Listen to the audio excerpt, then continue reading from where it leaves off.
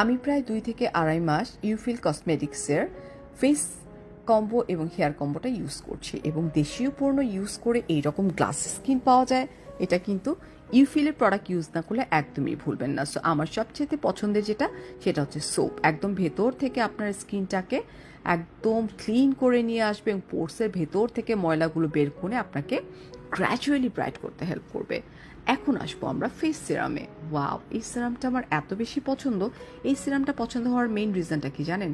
আমার একদিনও কিন্তু মিস হয় না। এই সিরামে আছে 10% নিয়াসিনামাইড এবং কোজিক অ্যাসিড, যেটা কিনা আমার স্কিনে ব্রাইট করতে হেল্প করবে এবং স্কিনে আমার যত রকমের দাগ আছে, স্পট আছে, অ্যাকনি প্রবলেমস আছে, সব সলিউশন কিন্তু আমার এই সিরামটাতে দিয়ে দিবে। এই সিরামটার বেসিক ওয়ার্কটা হচ্ছে এটা আমার স্কিনটাকে টাইটেনিং করবে, ব্রাইটেনিং করবে এবং হেলদি একটা স্কিন দিবে।